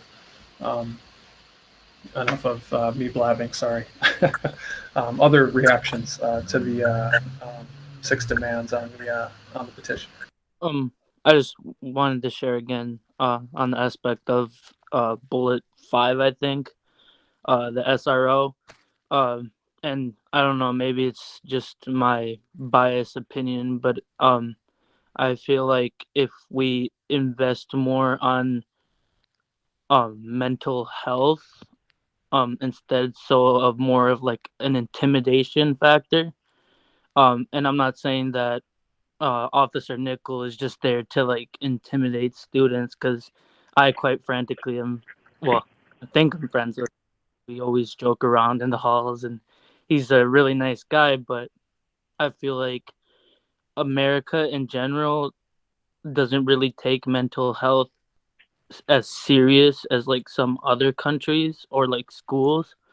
And I feel like if we invest and actually like, I wouldn't say care, because we care about mental health here at Marshall, but invest and put more time into mental health, I feel like we wouldn't really need the SRO officer. And I get the fact of why he's there, to prevent like crime and like drugs and all that stuff from being in the school. But I feel like if we invest in mental health stuff, and maybe if he were to get a little bit more involved with the student body, I feel like it would make a better impact on the students. Because I've been following this topic quite closely, and I couldn't find the article that I found had a bunch of stats on how a lot of these officers kind of antagonize the students of color to commit more like, I don't know how to word it, like malicious, I think it's called, like actions. And I just feel like if we were to invest on mental health stuff, and Officer Nickel were to get more involved with the student body, it wouldn't be as much of a problem. Thank you, Alejandro, for sharing. Would anyone else like to unmute themselves and have any reactions to the 6 petition items that we've presented here tonight? I would like to say some because I think the most important would be the training for the staff and the community for sure. But then going along with the police officer being in the schools, to me, I do have a problem with it. And not only because, I mean, it's kind of like what Alejandro said. As people of color, we have an issue with police officers following us, or like I myself, when I first moved into Marshall, or when my mom first moved into Marshall, on Sundays we have a thing of where like all our family comes over to my mom's. We hang out for the day, and we leave the house at 10. Well, for like the first few months, the police officer was standing right outside my mom's yard and flashed the light into the window for no damn reason. So ever since that happened, like I noticed that like the police officers would follow me home, and then once I got home, they would turn around. They never pulled me over, but that situation for me, I don't trust the cops in Marshall because I don't know them. I really don't care to know them because I've seen their actions with people of color. So I do have a problem with them being in school Because like I said with my daughter's story, they're already profiling my child as a 5-year-old starting school. So to me, I don't see an issue. Like I would like to see statistics of who's getting in trouble based on race, and just to see what these kids are going through. Because again, who is getting followed around town? Not the white child, you know? It's my child, it's me, it's my parents who are going from work to home to do their thing. They're not drinking and driving. They're not doing drugs. So to me, that is an issue because, again, I don't trust the police department here. I don't. I've had many issues with them, with my family. So to me, a police officer in school, I don't care how nice they are, they're eventually going to profile my child in my eyes. Thank you for sharing that, Fania. Would anybody else like to unmute themselves and share reactions to the petition demand?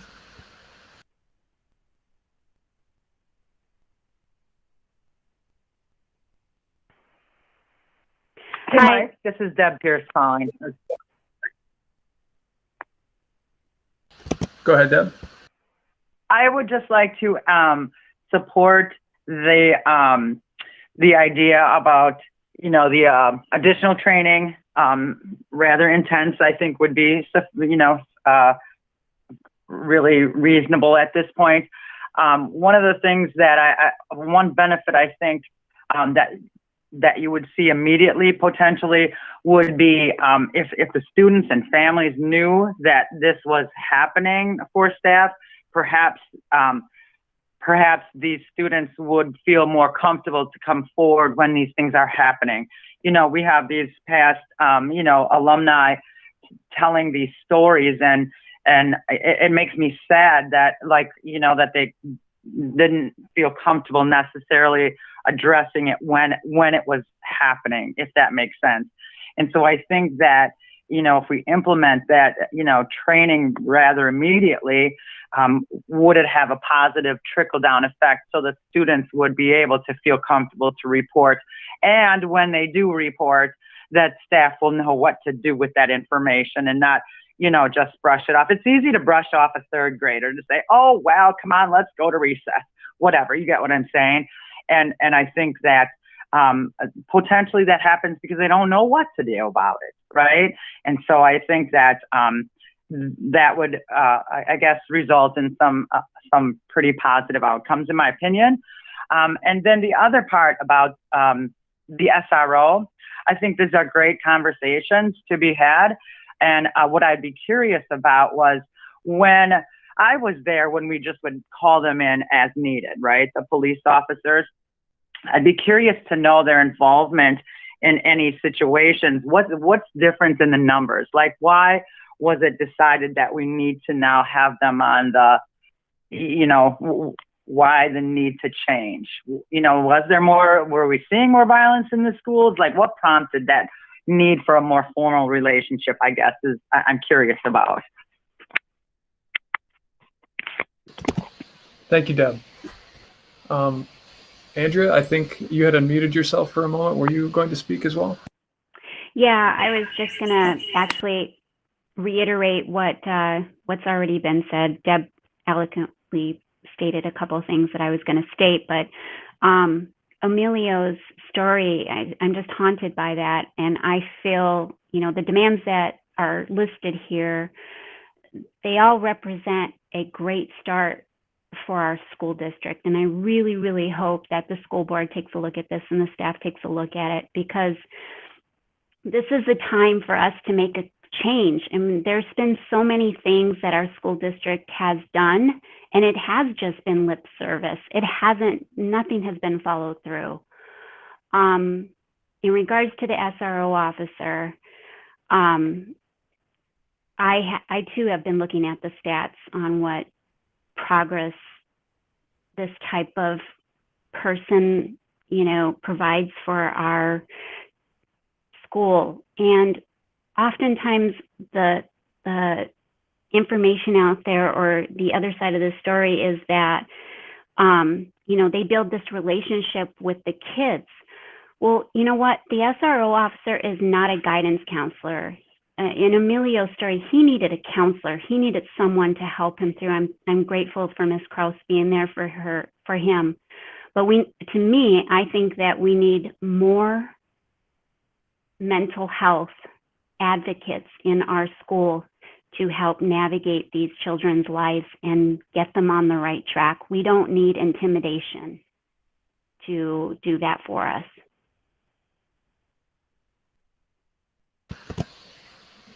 Thank you, Andrea. Appreciate your comments. Other reactions, comments, questions about the petition demands that we've seen here tonight?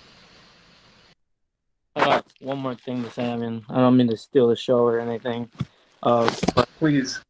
This is on the first bulletin point. And I mean, I feel like also diversifying like the educational staff would also play a big role in this. Because I feel like the majority of the teachers in Marshall are of Caucasian or white, and I mean that's not a problem, but I feel like if we were to have more Black or Hispanic, I feel like you could have more of someone that could relate to what you're going through, so that you could get helped more. I don't know if that makes sense or not.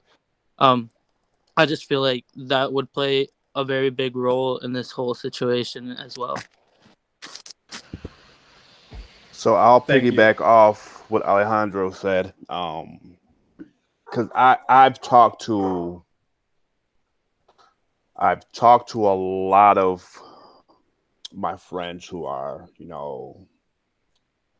Hispanic male or female, Black male or female, Asian, and I think one of the issues that you may run into is the location where Marshall is.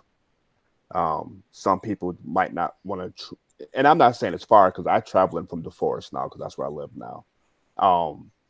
Some people might not want to travel in.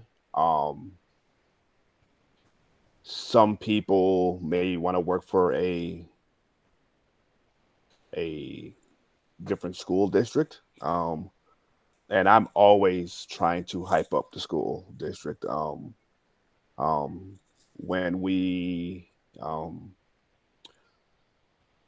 when the email went out that they were looking for a principal, I had contacted a few of my friends who are, who have been principals before and stuff like that. And one of the things they said is,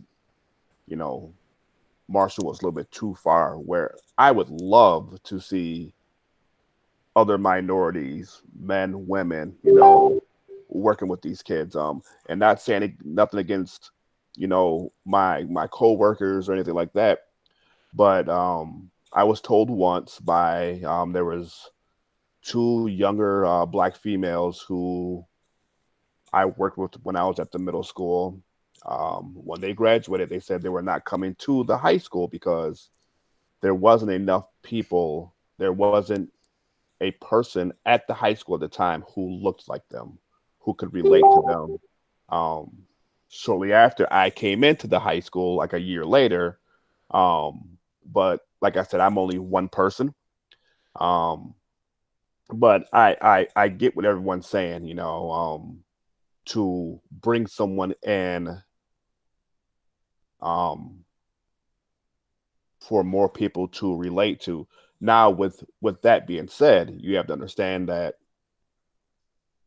just because we bring in if we bring in a Black female or Hispanic female, doesn't mean they're going to fit in right away. They might not fit in at all. They might have different views of what we want to do versus what they want to do. So it would be a process of bringing people in if that could even happen. Positions need to be open for stuff like that to happen. We just can't say, to make the masses happy, let's bring in this person, this person, this person, this person. Unfortunately, it doesn't work like that. I wish it did, and I'm pretty sure some of our co-workers wish it worked like that.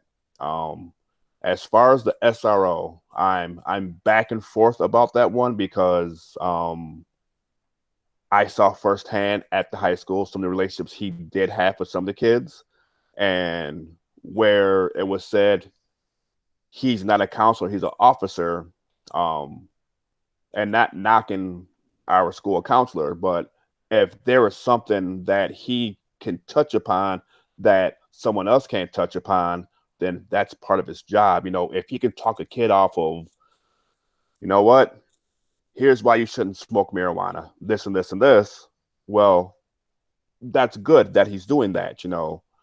And also, I've seen, when it hits the fan, how much work like Mr. Kleinheitz has to do, or how much work the principal has to do, or damage control Miss Friesen has to do. And, I know firsthand how Miss Friesen at one point was going from the middle school to the high school. So she was only one person at one point who can do stuff, and Miss Schneider can only do so much. So if the officer is able to talk a kid down, calm them down and say, hey, you know what? This kid's in the right mind frame. There's no problem with that. But on the flip side, I come from a high school like East High School, where, my class coming in was over 900 kids. We didn't have a school resource officer. We had a couple gentlemen who also doubled as teacher assistants, who was like our security. So if something happened, they were radioed, they came to pull the kid out of school, out of the class, and stuff like that. So I get it where you want more people who are going to be able to relate to these kids. But at the same time, if you pull a school resource officer out, and either way it goes, I'm fine with it if he's there. I'm fine with it if he's not there, because I'm going to still do my job, and my job is to be there for each and every kid. But understand that if something happens, the officers across town, he has to try to get to the school, and there's a whole other mess you have to deal with, versus if he's at the school, or if he's at the elementary school and he gets a call down to the high school, and not saying this would happen, but let's say there's a fight, he's able to come right down to the high school. So you have to see, both sides of the spectrums. Understand that, a lot of, I'm not going to say a lot of officers, but there are some officers who see, and that's that perceived thing I was talking about, that seed that's planted. Oh, this Hispanic kid, his older brother got in trouble with me, so this kid is going to be the same way as his brother. Or this black kid, I had to give him a ticket because this and this and this. So when he's at school, he's going to act that way. So I get what both sides are saying. We just have to be careful saying, we want this, we want that, we want this, because stuff like that means they have to eliminate positions to bring in more people for those positions.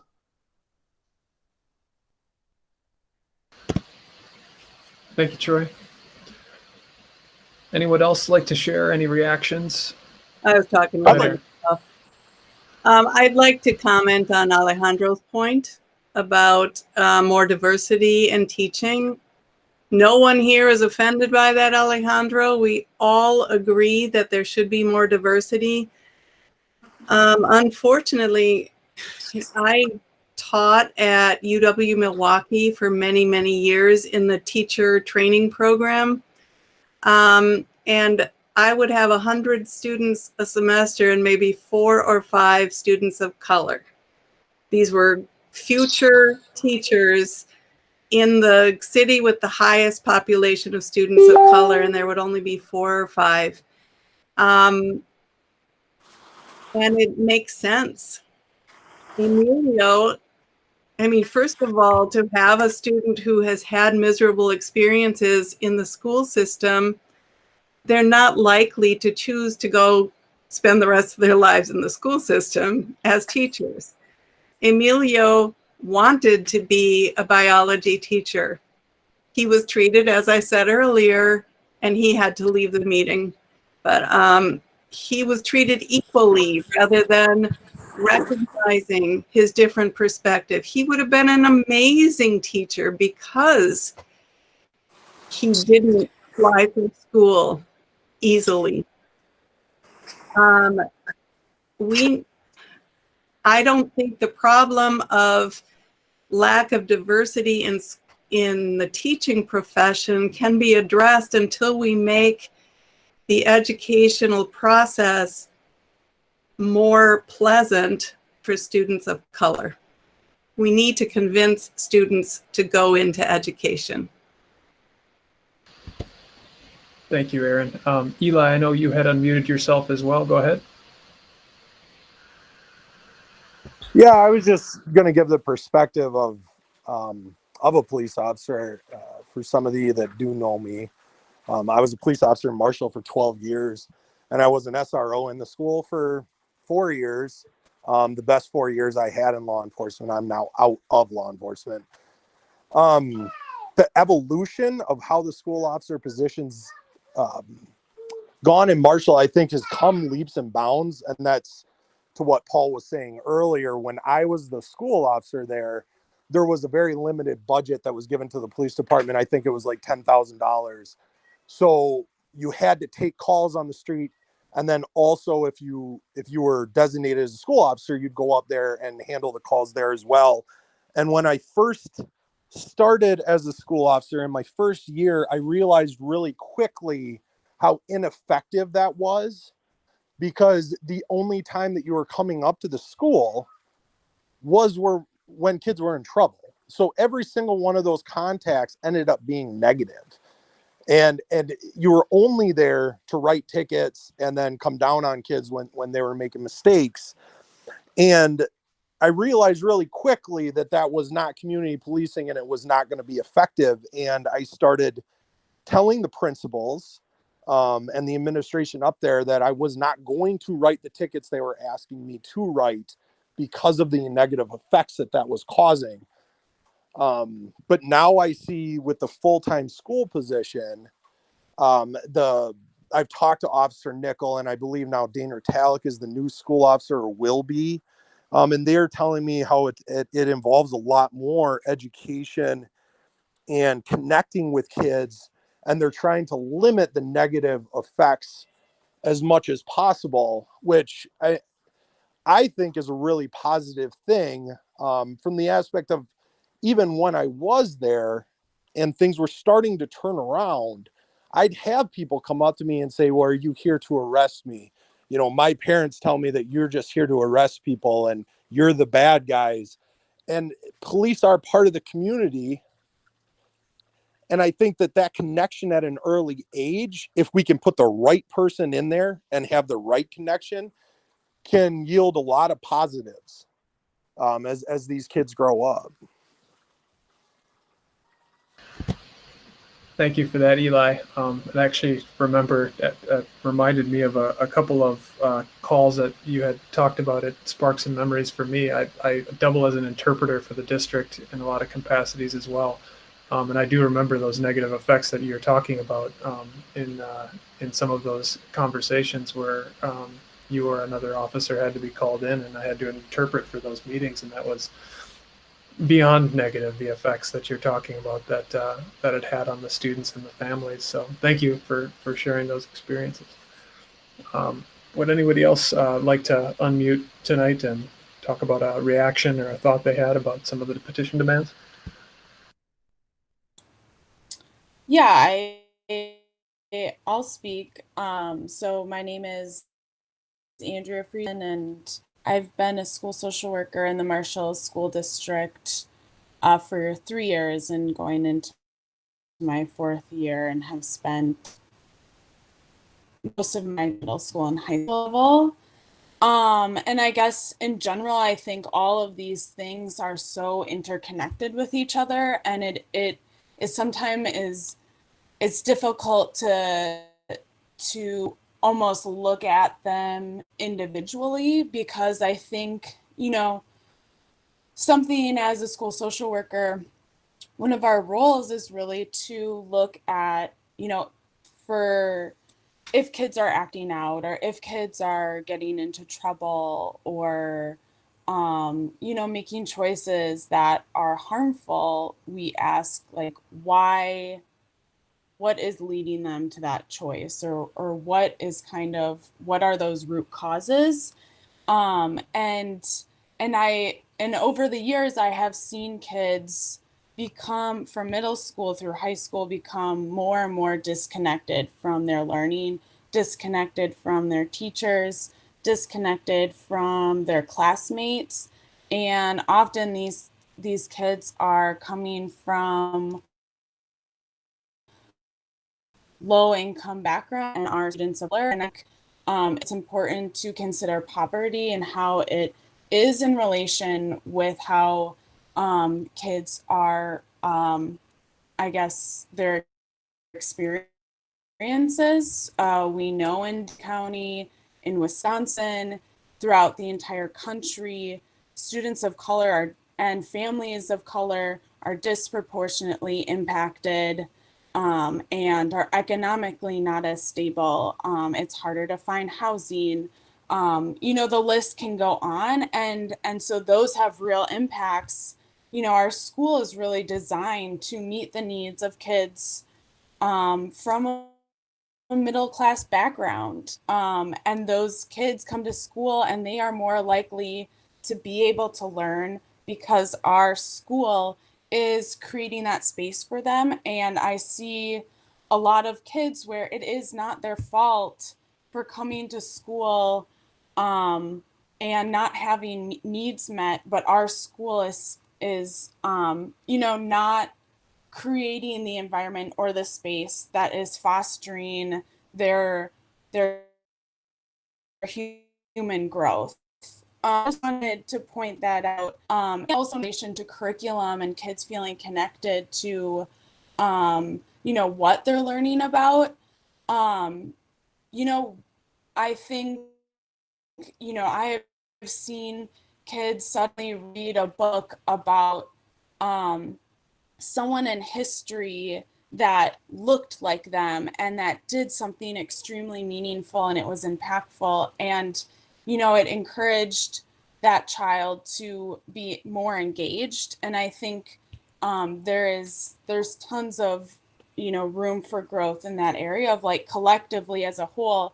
I mean, honestly, we've never, in my 4 years, we haven't even done a Black History Month like scheduled as a school. And so I think there's a lot of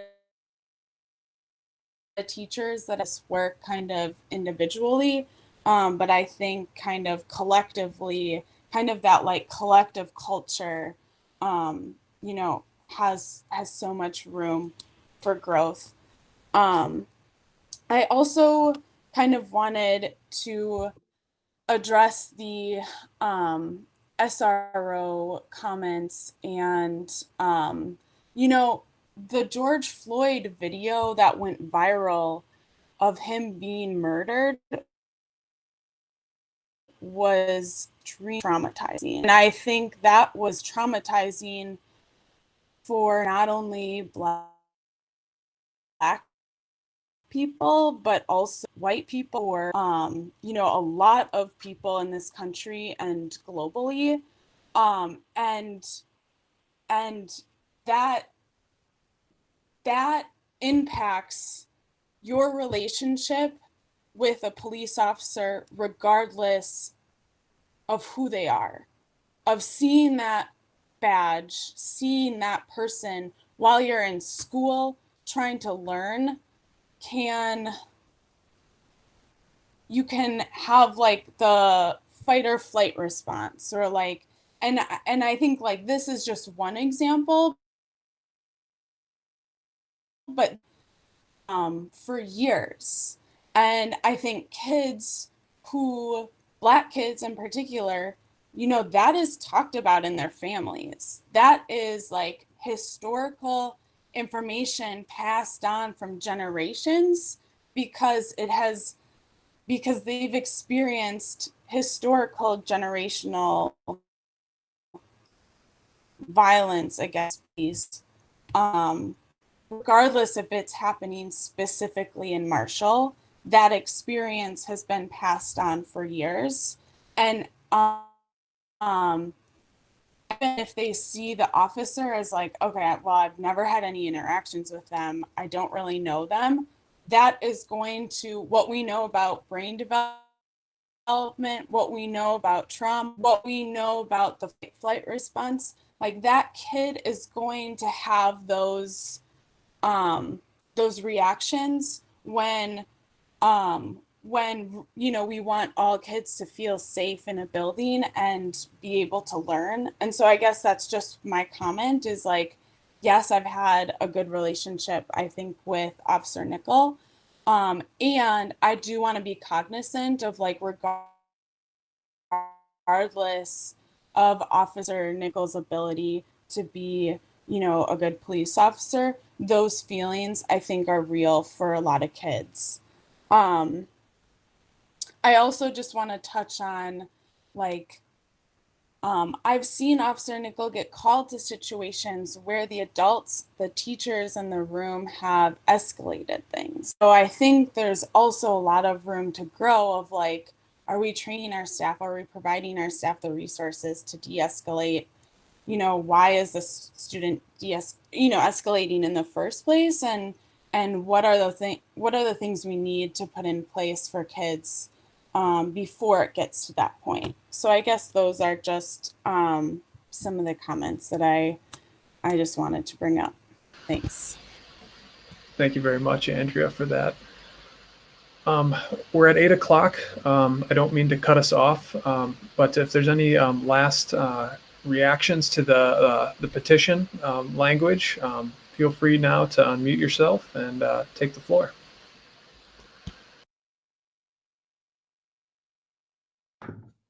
I had one thing. Just one quick final thought.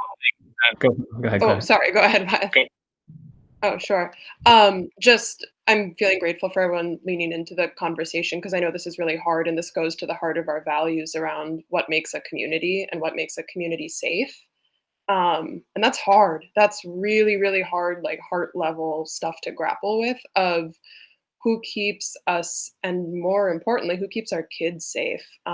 So I really value that people are being honest about how they feel on this topic because this is a long conversation and I really appreciate that for the most part everyone's stuck on it for the 2 hours that we've been here. And just to know moving forward that we will continue to talk about this, and I can tell the SRO topic especially is something that's close to many of our hearts, and I want to honor that we'll continue to learn more about each other's values and where we're coming from in these conversations as the conversation continues. To be transparent about my own, for me, what it strikes at the heart of is when we are responding to a student who is in crisis of some kind, are we sending a message that we believe in that student's ability to grow and change, or in that student's capacity to need a consequence or fail or need to be perhaps removed from the community for a time? I know that's not the entirety of what a police job is about, but I know that at least with the way I've heard it talked about sometimes in the middle school level, there is a conversation of if we bring the officer into the school, the student will know that if they keep this up, they will get a ticket. Or if we bring the officer into the school, the student will know that at some point they're going to get in bigger trouble than just what the school can provide. And so at the end of the day, for me, it comes to, do we believe that we want to send a message to the student that we believe in their ability to change and in their best nature, or do we believe in their worst nature and in their worst mistakes? That might be oversimplifying it a bit, but I do think it's something just for us to reflect on and think about what sort of message are we sending our kids about their capacity to grow and overcome challenges. Wyeth, I know you had wanted to go too. Yeah, and this wasn't listed on the petition, but it's something that Mr. Dean mentioned. And while so many decision makers in the district are together, I think it makes sense to bring up is that there is an open position as principal of the high school. And I think that's obviously like a really important position. It made me think about, as far as my knowledge goes, there's never been an administrator of color in Marshall ever. And that's not to say that this needs to be a hire of a person of color, but I think the search should be really intentional to include administrators and principal candidates of color. And then regardless of who the ultimate candidate is, I think they should be, and I saw the posting, and work for racial justice is mentioned by name. And I think that person really needs to be committed to the work that's happening in this conversation, regardless of if they're white or a person of color. But just a thing that I think I really wanted to mention tonight. Thank you, Wyatt.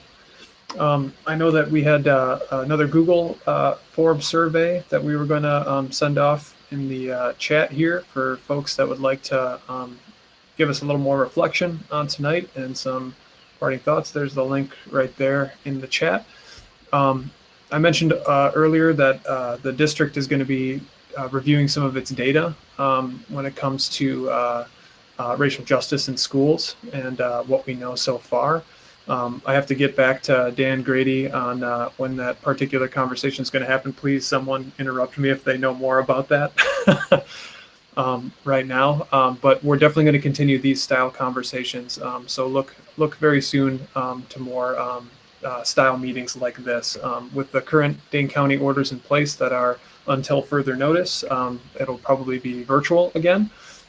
So look for a similar conversation happening in the very near future, in the next week or two. All right. Claire, any final thoughts? Oh, sorry, Jensen. I did just put the link in the chat for the Google form. Harkening back to something that Terry Bradshaw added, thank you. This work isn't limited to just school board and staff. This is a community effort. And so in that Google form, there's a space to check any of the demands that you're interested in being more involved in what that looks like moving forward and adding any contact information. I'll admit that those of us that have been putting together these sessions, we are learning. We are very new to figuring this out, but we're really dedicated to doing it with the community and as a group.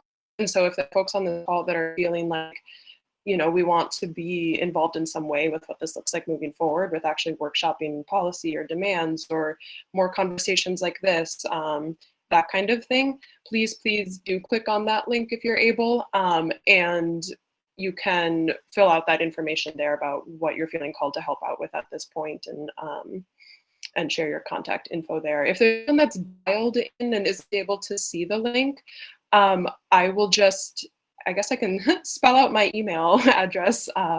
It's, my last name is long, but if you email me, I will send you the link. So it's just C as in Claire, and then LEWANDOWSKI,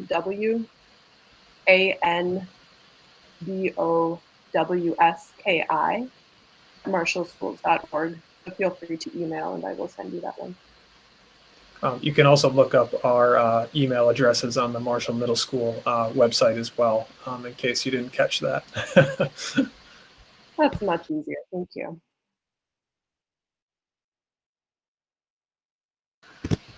All right. One more thing in the chat real quick here.